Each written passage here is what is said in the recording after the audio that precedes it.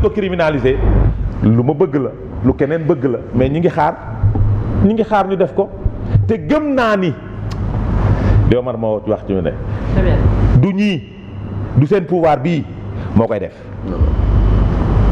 on attend de voir. dama ne déglul bu baax li ma wax dama ne damaa gëm ni sama gëm-gëm laa wax. non kuy toléré rek du criminalité. Malheureusement, vous ne comprenez rien du tout.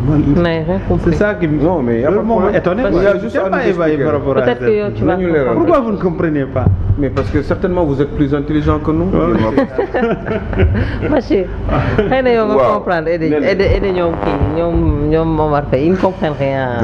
Aliou Sow ne comprend rien. nee na xam nga lu ñu naan EPU examen universel périodique fan lay am commission des droits de l'homme bu Nations Unies te nekk Suisse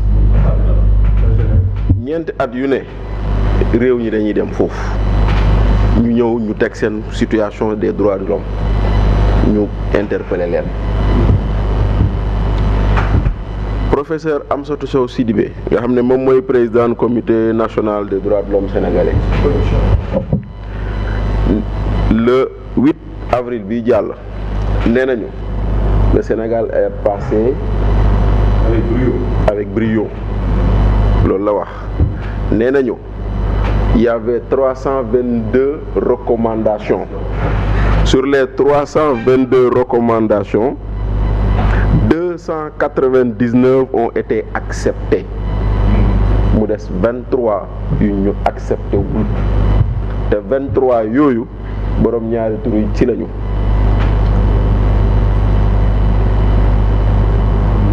voilà kon la communauté internationale de façon générale avec ces organismes ak yooyu parce que les promoteurs de la déclaration universelle des droits de l'homme forcément dañuy défendre borom ñaari tur yi parce que ñoom dans leur principe ils disent tout homme a le droit de jouir de son corps comme il l'entend. Maintenant nag yow boo ratifié nu mu tuddati la déclaration universelle des droits de l'homme et qu'on te dise que les conventions internationales ont plus de poids que nos textes, une valeur supérieure à nos lois et à nos constitutions. Donc ñoom à la loi waaw valeur supérieure à la loi. Merci beaucoup donc dans ce cadre ñoom bu ñëwee dañu la naan il n'y a pas de conformité entre la convention internationale et nos lois. Donc forcément dinañ ñu ci interpeller mais le Sénégal a toujours dit non et on espère que le Sénégal continuera à dire non. Maintenant xam nga continuera à dire non c'est par rapport à des lois existantes. Le problème il n'est pas là-bas.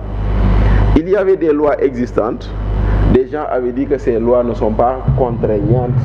Les gens ont dit que ces lois ne sont pas suffisantes. Wax ji foofu la nekk. Merci beaucoup. Que ces lois ne sont pas dissuasives.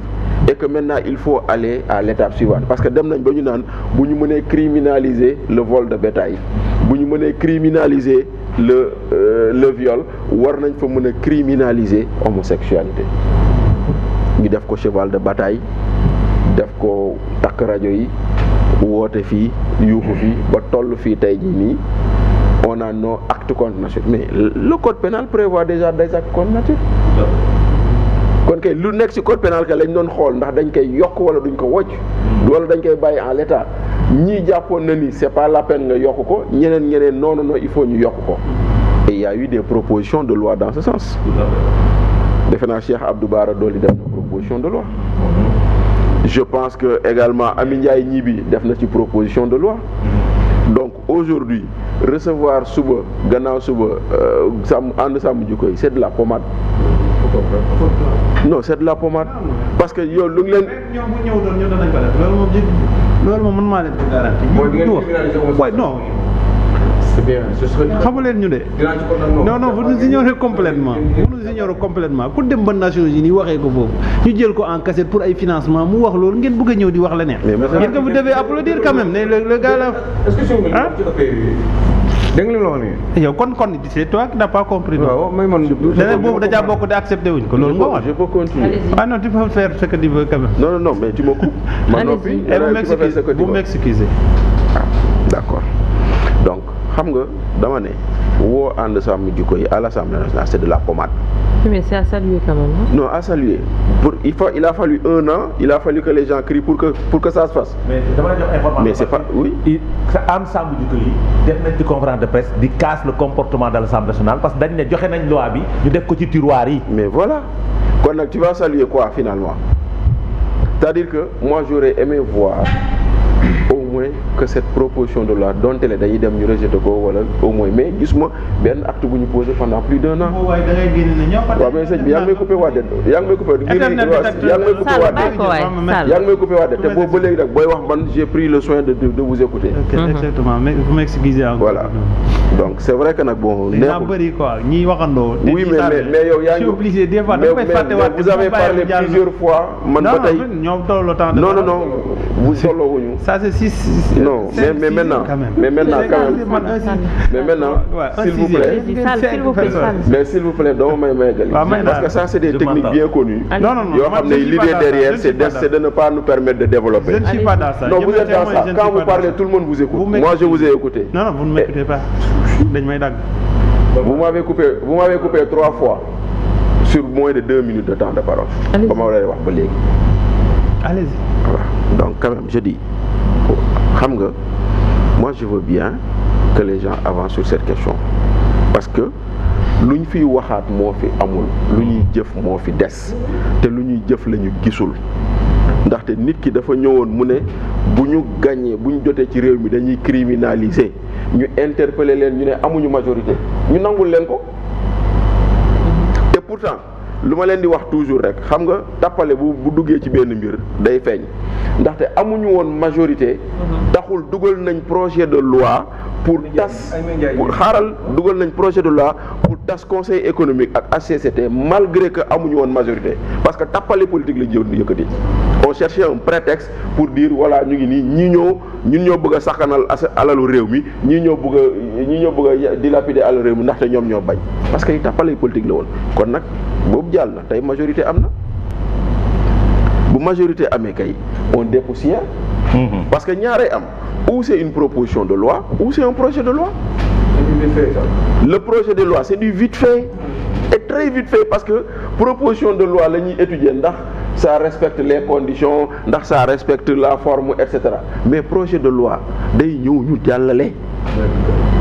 kon nag tey jii nii bu fekkoonte ne bëgg nañ ko réellement moi je m'attends à un projet de loi je ne m'attends pas à voir une proposition de loi. Projet de loi mooy une initiative gouvernementale. Les députés on peut étudier ndax proposition de loi amnistie dina jàll wala du jàll mais gouvernement bu ne loi amnistie bu ñëwee day jàll kon proposition de loi sur l'homosexualité on va discuter mais gouvernement bu ko porté dañ koy teg ci table bi donc foofu la ñuy xaar te gisaguñ ko mais maintenant ce qui est dommage moo di ni c'est une question qu'on a soulevée pour des raisons politiciennes dañoo mbuboowoo diine te dañ doon politique ñu ko doon wakkati ñu ci ëpp man daan naa leen wax naan ànd sàmm jikko yi dafa xaw a nuroog ànd sàmm Sonko parce que malheureusement on a soulevé cette question à des moments précis de ce pays. Et est-ce que vous savez que l'association des imams et oulémas a fait un communiqué juste après les premiers événements de mars 2021 pour appeler à la criminalisation de l'homosexualité? Tout à fait. 2021 la fi la ñu fekk. Oui. Mais Mélenchon ñëw na dem dégg ngeen leen ñu def communiqué. sunu góor jigéen bi ñëw na fii wiccaxu fii nii ba immeuble waaj a wadd ci kawam ñibbi na dégg ngeen leen ñu wax. Alors kon nag voilà c'est-à-dire que ñi si doon wax démb barki démb doon si yuuxu di takk rajo yi ñu leen may temps d'antenne am na ñoo xam ne naan man du ma dem ci dëkk góor jigéen dëkk yooyu noonu parce que bëgguma daje góor jigéen bu góor jigéen bi ñëwee ba sa dëkk da ngaa war a jóg xeex parce que loolu nga ñu woote woon ci loolu nga woote woon loolu nga wukki woon mais malheureusement nag donc ànd sàmm jikko yi comme ànd sàmm Sonko la woon te bëggatuñu lu naqari Sonko moo tax ñu noppi. Merci beaucoup encore pour la parole accordée. sur la question de l'homosexualité bu ñu xoolee am na source de parole yu bëri yoo xam ne interpellé nañu ci lorsqu'on combattait l'homosexualité c'était pas pour que ça soit une question politique parce que c'est un combat basé sur les valeurs qui sont inhérentes à nous-mêmes donc dañoo gëm ni Sénégal du askan boo xamante ne wàllum góor jigéen mën na fi prospérer mën na fi law bokkul suñu culture bokkul suñu idéologie bokkul suñu diine bokkul suñu gëm-gëm moo taxoon ñoo lànk bokkoon ci combat boobu noonu àndoon ci ak ànd sàmm jikko yi et assumer aussi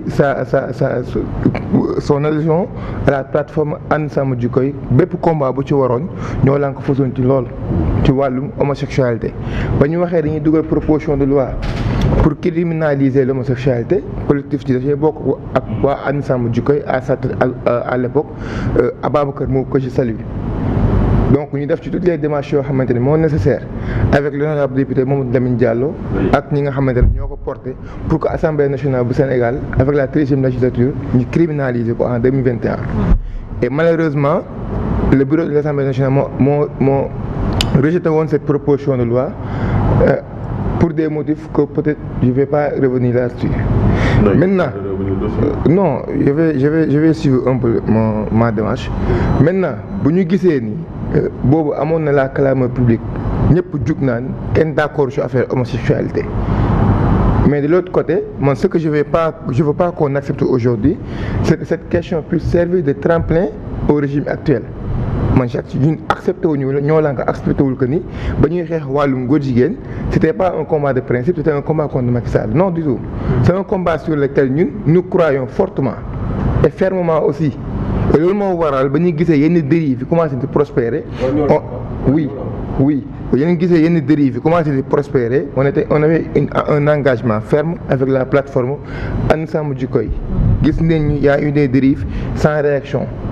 Gis nañ ko benn yoon gis nañ ko ñaari yoon moo waral récemment le mercredi on a sorti un communiqué pour commencer par dénoncer la situation, cette nouvelle propagande de la communauté LGBT qui vise ouvertement Dakar te amatu ci lenn loo xam mu ngi koy nëbbu comme auparavant mu nekk loo xamante ne nakaru nañ ci mais aussi ñu gën a dénoncer cette silence boo xam ne ce silence bi nga xamante ne am na yenn plateforme yoo xam ñoo doon taxaw di mën a combat bi te gisuñu leen ci à savoir ànd sàmm jikko yi comme nous l'avons cité nommément et ça ne veut pas pour autant dire qu'on va discréditer le combat qu'on a mené ensemble parce que c'est un combat qui était basé sur des principes te ñu jël kàddu yëpp fii nii d'accord nañ ni góor jigéen képp bëgg ko Sénégal donc ba loolu amee on a sorti, on a donné notre position là-dessus et c'est une position boo xamante ne c'est conforme à celle qu'on défendait depuis lors.